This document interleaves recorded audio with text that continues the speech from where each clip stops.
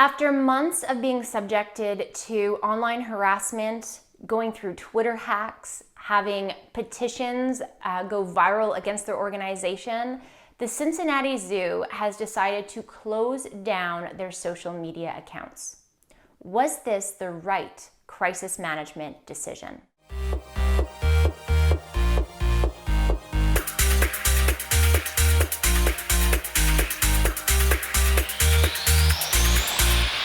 Hey everybody, Melissa Agnes here, and I'm here with this week's episode of the Crisis Ready video series, where I aim to help you implement a crisis ready culture, one tip, strategy, or case study at a time. Now, it is not an easy thing that the Cincinnati Zoo has been going through over the last couple of months. It all started when a child fell into a gorilla's enclosure within the zoo, and the gorilla unfortunately was fatally shot in order to rescue the child from its enclosure. And I mean, that in and of itself was a major crisis for the zoo. There was a ton of backlash. First of all, the child was subjected to danger. And then after that, there was major backlash about the fact that, the gorilla was shot and killed. And a lot of question around, was that the right protocol? Was that necessary? Was it too drastic a measure? And since then, the Cincinnati Zoo, it's been months since then, and they are still being overwhelmed, bombarded with harassment online, with memes. It seems as though every single time they post something on social media, it is met with controversial remarks, with memes, with harassment.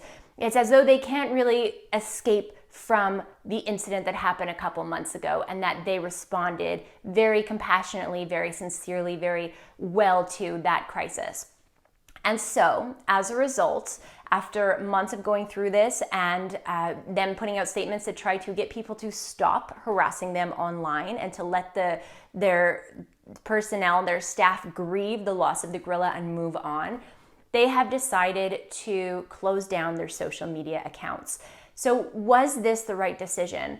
I am always the first person to say it's never the right decision. Rarely is it the right decision to close down your social media accounts, because what does it serve? It doesn't silence the voices. They still happen. You just don't have the added value or the benefit of having them happen on your platform so that you can respond to them and communicate and build those relationships or rebuild those relationships.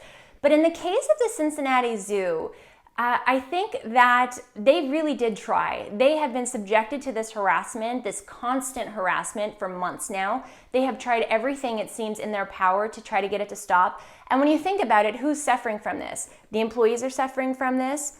The zoo's reputation is suffering from this, although we can argue that it's already suffered from this, and that has long-term impact.